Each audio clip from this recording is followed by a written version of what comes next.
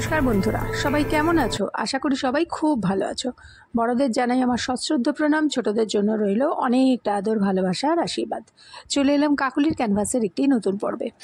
বন্ধুরা, কাকলির ক্যানভাস যারা এখনও সাবস্ক্রাইব করনি, তোমাদের যদি এই অনুষ্ঠানের ঘটনাগুলো ভালো লাগে অবশ্যই চ্যানেলটিকে সাবস্ক্রাইব করে আমার পরিবারের সঙ্গে যুক্ত হয়ে যাও, নতুন নতুন ঘটনা শুনতে থাকো। বন্ধুরা, আজকে আমি যে ঘটনাটা বলতে চলেছি সেই ঘটনাটা আমার পিস্তুত দিদির নিজস্ব অভিজ্ঞতার কথা। পিস্তুত দিদির বিয়ে হয়েছে, একটু বেশি বয়সেই বিয়ে হয়েছিল বালিতে। আর ওই বালি থেকে ব্যান্ডেল হচ্ছে ওদের নিজেদের বাড়ি। ও ব্যান্ডেল থেকে বালিতে ওদের যে শ্বশুর বাড়িতে আসার পর ওর অদ্ভুত, সাংঘাতিক, ভয়ঙ্কর অভিজ্ঞতা হয়েছিল। সেই অভিজ্ঞতার কথাই তোমাদেরকে আজকে বলতে চলেছি। পিস্তুত দিদির বাড়িতে পিস্তুত দিদির ছিল 4 খুড়শাশুড়ি। যে মেজজন তিনি গেছিলেন এবং তার যে পারলৌকিক কাজকর্ম এইসব ব্যাপারেই পিস্তুত দিদির একটি ভয়ঙ্কর অভিজ্ঞতা হয়েছিল। আজকে সেই অভিজ্ঞতাই তোমাদের সাথে শেয়ার করতে চলেছি, শুনতে থাকো। আমার যে দিদির কথা বলছি সেই দিদির শ্বশুরবাড়িতে ওরা থাকতো 3 তলার একদম চিলেকোঠার ঘরের ছাদে। ওদের যে 1 তলা 2 তলা এগুলোতে শুধুমাত্র ওদের শাশুড়িরাই থাকতো। ওদের যেহেতু যৌথ ফ্যামিলি ছিল সেহেতু মেজ শাশুড়ি, সেজ শাশুড়ি, ছোট শাশুড়ি আর ওর এরকমই থাকতো আর কি। মানে চিলেকোঠার ঘরের যে ওপরে একটা সুন্দর ঘর করে দেওয়া হয়েছিল সেই ঘরেই ওরা থাকতো। তার সামনে ছিল বিস্তৃত ছাদ এবং সেটা পাঁচিল দিয়ে ঘেরা। আর ওদের শ্বশুরবাড়িতে চারপাশে প্রচুর গাছ ছিল, আম গাছ, লিচু গাছ, কাঁঠাল গাছ, শিরীষ গাছ, এইসব গাছও ছিল। নিচে ছিল বিশাল উঠোন, আর ওই উঠোনে প্রচুর পরিমাণ গাছ ছিল, ফুল গাছ ছিল, কিচেন গার্ডেনের মতো কিছু আনাজের গাছ ছিল, এইরকমই আর কি। ওদের কোনো দিন লঙ্কা তুলে খেতে হতো না, ওই লঙ্কা ওখান থেকেই তুলতো, গাছ থেকেই তুলতো।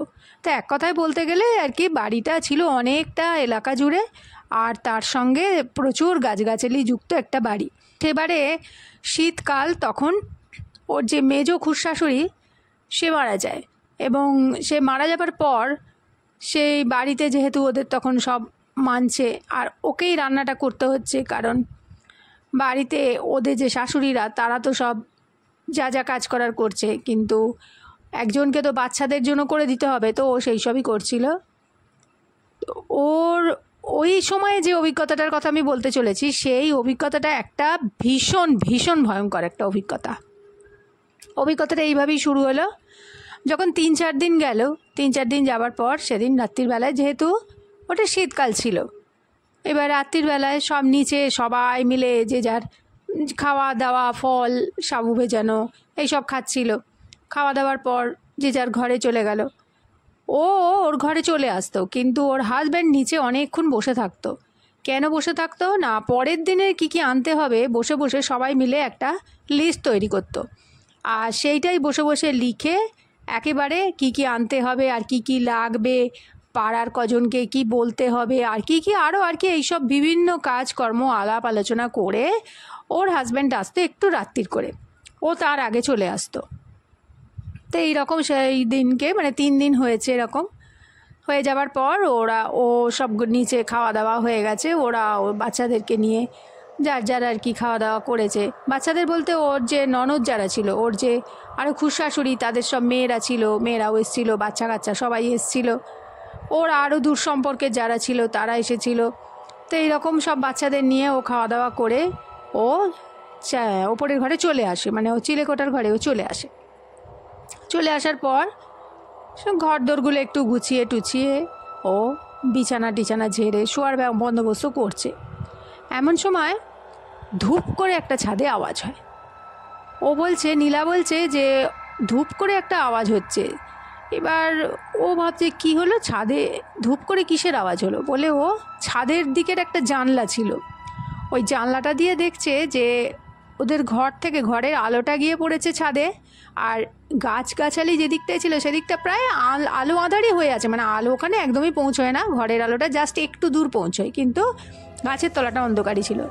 সেখানে সাদা কাপড় পরে, সাদা কাপড় বলতে কিন্তু এক্স্যাক্টলি সাদা বলেও বলছে না, দূরে দেখতে পাচ্ছে ওর ওই যে মেজো যে শাশুড়ি সে দাঁড়িয়ে আছে।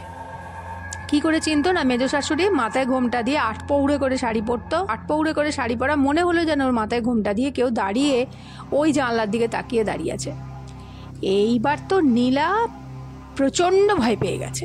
এমনিতে ও একটু এইসবগুলোকে ভীষণ ভয় পায়, ভীষণ ভয় পেয়ে গেছে। ও তাড়াতাড়ি করেছে কি, একদম নিচের ঘরে চলে এসে বসে আছে চুপ করে ওর শাশুড়ির পাশে। সবাই জিজ্ঞেস করছে, কি হলো রে নীলা, কি হলো রে নীলা, তুই এরমভাবে ছুটে নেমে এলি কেন? তো ও ভাবছে যে যদি বলে তো সবাই ভয় পেয়ে যাবে, কিন্তু ওর না বললেও পাচ্ছে না।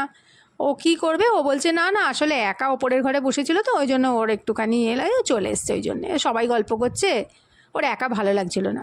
কিন্তু এই কথাটা ও কিন্তু সেই মুহূর্তে কাউকে বলেনি। তারপরে রাত্রিরে যখন ওর হাজব্যান্ড ঘরে যায়, ও যায়, তখন তাকে বলে, আমার জামাইবাবুকে তখন বলে যে ও এইটা দেখেছে। তো জামাইবাবুটা ফুৎকারে উড়িয়ে দিয়ে বলে, ধুর তুমি সব বাজে বাজে কী সব দেখছো, আসলে এত আলোচনা হচ্ছে বলে তোমার মাথার মধ্যে ওইটাই ঘুরছে। ও ভাবলো ও কাউকে বিশ্বাস করাতে পারবে না, কারণ নিজের চোখে সত্যিই দেখেছে। এরম করে সেদিনটা গেল। তো সেদিন তো এরকম হলো। এরবার হচ্ছে কি, পরের দিন ওই যে মারা গেছেন আর কি, ওনার ওই যে মেজো যে খুড়শাশুড়ি, তার ঘরদোর পরিষ্কার করছে সবাই মিলে। বাড়িতে যেহেতু কাজের দিন লোকজন আসবে, ওই ঘরে তো অনেকেই আসবে, তারপরে ওনার আত্মীয় স্বজন, বাপের বাড়ির লোকজন আসবে, সেই জন্য সবাই ঘরদোর পরিষ্কার করছে, আলনাটা সরাচ্ছে, বিছানার চাদর টাদর পরিষ্কার করছে, ঘরের টুকটাক যেসব জিনিসপত্র সেগুলোকে বান্ডিল বেঁধে খাটের তলায় কিছু ঢুকিয়ে দিচ্ছে, কিছু এ ঘরে ও ঘরে সরিয়ে দিচ্ছে, জায়গাটা আর কি একটু বড় করার জন্য। ঘরে তো অনেকটাই স্পেস আছে, কিন্তু ওই জিনিসপত্র রাখার ফলে ঘরের স্পেসটা একটু কম হয়ে গিয়েছিলো, এই জন্য ওরা সব পরিষ্কার করছে। এবার নীলা বলছে যে সব পরিষ্কার করতে করতে করতে হলো কি, সব যে যার এদিক ওদিক সেদিক ছিটিয়ে গেল, ওটা আনতে হবে, ওই দেয় রান্নাঘর থেকে ওটা সরাতে হবে বলে একজন তো রান্নাঘরের দিকে ছুটলো, একজন বললো এই যা ছাদে কাপড়গুলো দিয়েছি, এই বলে বিভিন্ন কাজ করতে করতে আর কি সবাই যে যার সরে গেল ঘর থেকে। এবার নীলা ঘরে একা, তখন একটা ঘরের একটা তলায় দেখলো যে পুরোনো দিনের অনেক বাসনপত্র আছে, কৌটো বাটরা আছে, কোনটায় চানাচুর, কোনটায় বাদাম, কোনটায় এইসব আর কি খুটখাট জিনিসপত্র। তো ও করছিল কি, ওইগুলোকে বার করে করে একটা কাপড় দিয়ে সুন্দর করে সব মুছে মুছে একটা জায়গায় সুন্দর করে গুছিয়ে রাখছিল। এরকম মাথা নিচু করে কাজ করতে করতে হঠাৎ ও বিছানায় কারো এসে বসার আওয়াজ পেল। ওর ঘরটা ছিল, যে ঘরটা ওরা করছিল, যে মেজো শাশুড়ি, সেই ঘরটা ছিল লম্বা টেপানার একদিকটায় ছিল ওই খাট বিছানা, আর একদম লম্বার দিকে এইগুলোই সব ওরা সরাচ্ছিল। তো ওই খাট বিছানার দিকে পেছন ঘুরে ও জিনিসপত্রগুলো মুছছিল। তো পেছন থেকে আওয়াজটা বুঝতে পেরলো যে বিছানায় এসে কেউ বসলো। ঘরে প্রচুর লোকজন, বাচ্চা কাচ্চা অনেক আছে, তাদেরই কেউ এসে বসেছে ভেবে ও আর ওদিকে তাকায়নি। দিয়ে এরপরে বিছানায় উঠে যেন এদিক ফিরে বসছে, ওদিকে সরে বসছে, এরকম আওয়াজ হচ্ছে। এবার ও মাথাটা তুলে দেখতে গেছে যে কে এসে বসেছে। তাকিয়ে দেখছে ওর যে ওই খুড়শাশুড়ি বিছানায় পা ঝুলিয়ে বসে আছে, আর ওর দিকে তাকিয়ে হাসছে। ও তো লাফ দিয়ে ওখান থেকে ও মা গো বাবা গো বলে ছুটেছে দরজা দিয়ে একদম পাশের ঘরে তো ওর যে আরও যে খুড়শাশুড়ি তারা সব বসেছে। এবার ও ছুটে গিয়ে হুমড়ি খেয়ে নিচে পড়েছে মেঝেতে আর কি। সবাই ছুটে এসেছে ওকে ধরে, সেই ও এত জোরে পড়েছে যে ওর পাটাই গেছে লেগে হাঁটুতে। তো পড়ে যাবার পর ওকে তুলে ভালো করে কাজ করতে পারো না, ঠিকঠাক করে করবে তো, এই সময় সবাই দেখছো সাবধানে চলছে, তুমি কি যে করো। আর ও কাউকে বলতে পারছে না, ও জল জ্যান্ত দেখেছে ওর খুড়শাশুড়িকে বিছানায় বসে পা তোলাচ্ছে। তো ভীষণ ভয় পেয়ে গেছে নীলা বলছে, আমি নিজের চোখে দেখেছি, এটা আমি কাউকে বলে বোঝাতেই পারবো না। তো যাই হোক, সেটা কি ও একা দেখছিল না সবাই দেখছিল, সেটা আমি জিজ্ঞেস করলাম যে তুই কি একা দেখছিলি? তখন বলছে যে না, এই তো শোনো না তারপরে কি হয়েছে। তো এরকম কিছুতেই এবার আর একা একা কোথাও থাকতেই পারছে না। বলছে ঘরের ভেতরে হোক, সেটা বাগানে হোক, যেখানেই হোক, ও আর একা থাকতে পারছে না, ভীষণ ভয় পেয়ে যাচ্ছে। ও গিয়ে ওর শাশুড়িকে বলেছে যে এই ও দেখেছে। তো শাশুড়ি তো ওকে খুব সাহস দিল, দিয়ে বলে যে শোনো, এরকম যতদিন না ওই 10 দিন না 11 দিনের কাজটা হচ্ছে, ততদিনে ঘাট যতদিন না হয় ততদিন এসব একটু হয়, একটু সাবধানে থেকো। তো যাই হোক, কেউ তো দেখছে না, আসলে তোমার হয়তো রাস্তা একটু হালকা আছে তাই তুমি দেখছো। তো ও ভাবলো হতেও পারে বা, ও একাই দেখছে। তো সেই দিনকেই যখন দুপুরে এরকম খাওয়া দাওয়া হয়েছে, খাওয়া দাওয়ার পর ওরা ওই যে এঁটো কাটা যেগুলো, সেগুলো ওদের ওই বাগান বললাম না, বিস্তৃত ওদের উঠানটা ছিল, মানে বিশাল বড় জায়গা নিয়ে তো বাড়ি, পুরোটা বর্ডার পাঁচিল দিয়ে ঘেরা। ওরা এই উঠোনের এক পাশে একটা কোণের দিকে ওই এঁটো কাটাগুলো ফেলে আসতো, একদম কোণের দিকে। আর ওখানে পাশেরই একটা কুকুর আসতো, একটা দুটো কুকুর, ওই বাইরের গেটটা খোলা থাকতো, আসতে এসে খেয়ে যেত। তো ওই রকম ওরা ওই রকম ওর যে শাশুড়ি সে সব জড়ো টড়ো করে দিত। ওর শাশুড়ি ছিল, মানে ছোট শাশুড়ি, সে করতো কি ওই সব এগুলো এঁটো কাটাগুলো একটা বাটিতে তুলে নিয়ে গিয়ে ফেলে আসতো। নীলা অনেকবার বলেছে যে ও ফেলবে, নীলাও ফেলতো, ও ফেলতো, বলতো যে দেখ কাজ তো কারোর নামে লেখা থাকে না, যে যেরকম পারবি সে সেরকম কর, যে যেটা করলে কাজটা সুবিধা হবে সেটা কর, তোকেই করতে হবে আমাকেই করতে হবে এমন তো কোনো কথা নেই। তো যাই হোক, ওই ফেলার কাজটা মোটামুটি ওই ছোটো শাশুড়িই করতো। নীলা করতো কি ওদের বাচ্চা কাচ্চা নিয়ে ওদের যেসব খাওয়া দাওয়ার থালাবাটি কলতলায় গিয়েও পরিষ্কার করতো। এইবারে হয়েছে কি সব তুলে টুলে ওইখানে ফেলতে গেছে দুপুরবেলা, তখন 2-2:30 বাজে। হঠাৎ করে খুশ শাশুড়ির চিৎকার শুনে সবাই ছুটে গেছে, গিয়ে দেখছে শাশুড়ি হাঁ করে তাকিয়ে আছে একটি গাছের দিকে। সবাই গিয়ে ছুটেছে, কী হলো রে কী হলো রে, নীলার শাশুড়িও গেছে, আরও সবাই গেছে, নীলাও গেছে, কী হলো গো ছোটো মা, কী হয়েছে কী হয়েছে? বলছে ওই দেখো শিরীষ গাছের তলায় কে বসে আছে। ওরা তাকিয়ে দেখে কিছুই দেখতে পায়নি। ছোটো শাশুড়িকে জিজ্ঞেস করাতে ছোটো শাশুড়ি বললো শিরীষ গাছের তলায় ওর ওই মেজো যা, মানে ওদের যে নীলার যে মেজো শাশুড়ি, সে বসেছিল পা ছড়িয়ে। তো এইভাবে চতুর্দিকে ওই মেজো শাশুড়িকে দেখা যাচ্ছিল। নীলা বলছে এমনও হয়েছে ওর যে শাশুড়ি সে নিচের থেকে ওপরের ঘরে যাচ্ছে, দেখছে সিঁড়ির মুখে মেজো যে ওর যা দাঁড়িয়ে আছে।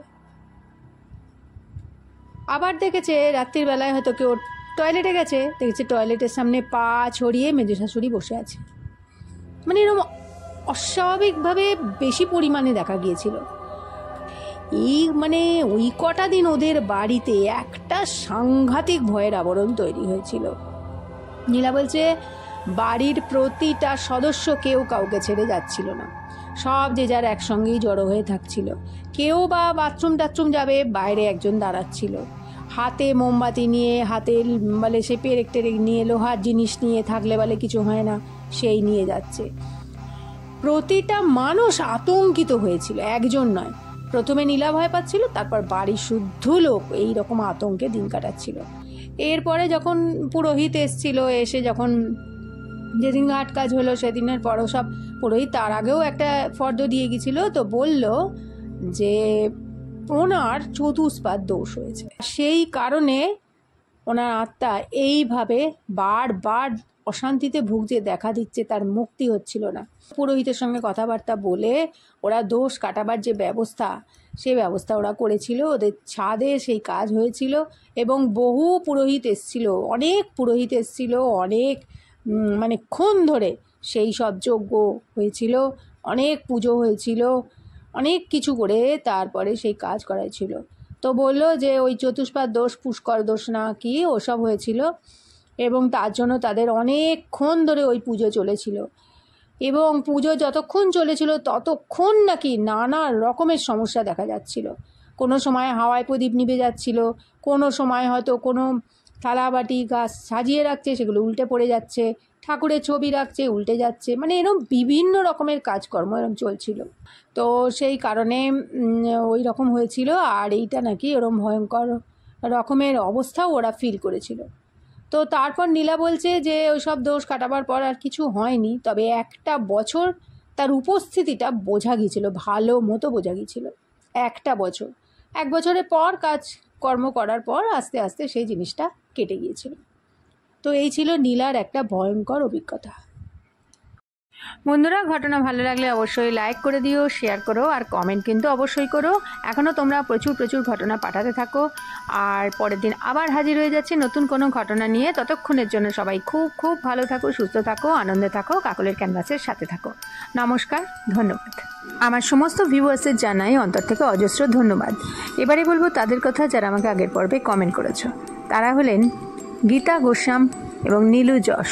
তোমাদের অন্তর থেকে অজস্র ধন্যবাদ এবং ভালোবাসা জানাই।